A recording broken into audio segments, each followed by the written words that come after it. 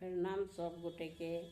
आई हम एकटा मड़वा घूमे के गीत सुनावे छी, जेकर रचना हम अपने केने छी।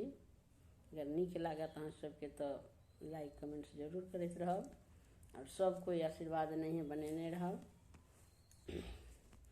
आजू मिथिला में धूम मचावे सखिया, आजू मिथिला में धूम मचावे सखिया, हे मचावे सखिया, हे मचावे सखिया, हे मचावे सखिया, हे मचावे सखिया, आजू मिथिला में धूम मचावे सखिया।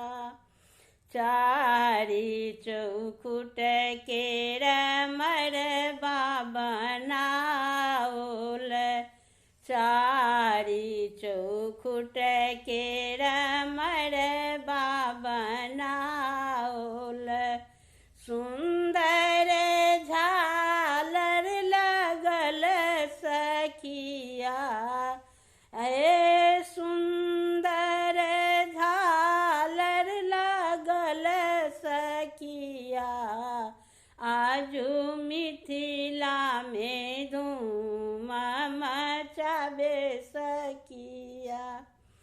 सोने कलश लए हजमा घूमई छथि, सोना कलश लए हजमा घूमई छथि, ताही पाछू दुल्हा चारू भैया आए, ताही पाछू दुल्हा चारू भैया, आजू मिथिला में धूम मचावे सखिया, हे मचावे सखिया, हे मचावे सखिया, आजू मिथिला में धूम मचावे सखिया।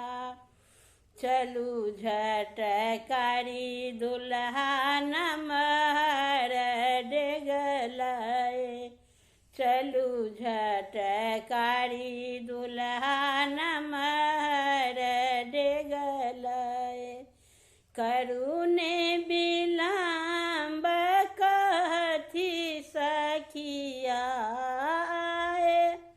करुणे विलम्ब कहथि सखिया, आजू मिथिला में धूम मचावे सखिया, हे मचावे सखिया, हे मचावे सखिया, हे मचावे सखिया, हे मचावे सखिया, आजू मिथिला में धूम मचावे सखिया, आजू मिथिला में धूम मचावे सखिया। धन्यवाद।